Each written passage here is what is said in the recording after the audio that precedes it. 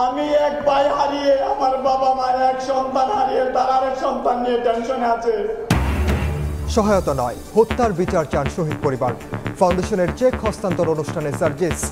মামলা ও আইনি সহায়তায় হচ্ছে আলাদা সেল, বিচার হবে এই জানালেন উপদেষ্টা।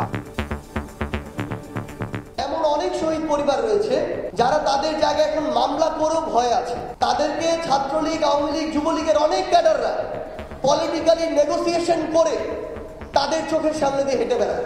আমাদের আইন মন্ত্রণালয়ের পক্ষ থেকে যে লিগালি একটা সেল করে দিব, এটাও তোমাদেরকে আমি কথা দিচ্ছি 7 দিনের মধ্যে করে দেব। শেখ হাসিনার প্রতীকী ফাঁসি ছাত্র দলের। স্বৈরাচারের গ্রাফিতিতে ঘৃণা প্রদর্শন ছাত্র জনতার। ফ্যাসিবাদীদের ষড়যন্ত্র রুখে দেওয়ার প্রত্যয়।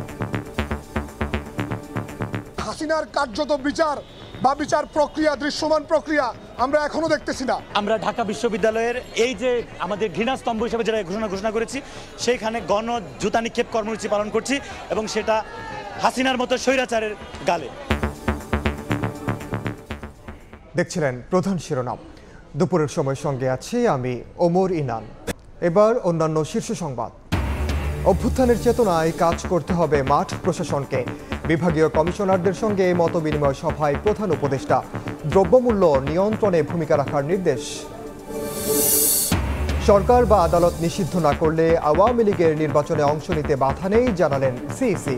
স্বচ্ছ ভোট করতে ঐক্যবদ্ধ সব দল। শেখ হাসিনাকে আসামি করে ট্রাইব্যুনালে অভিযোগ দায়ের মাইকেল চাকমার। হত্যা মামলায় আবারও 4 দিনের রিমান্ডে সাবেক মন্ত্রী হাসানুল হক ইনু। 1 টাকায় চকলেট না পেলেও বগুড়ায় মিলছে 1 কেজি ফুলকপি। কৃষকের মাথায় হাত।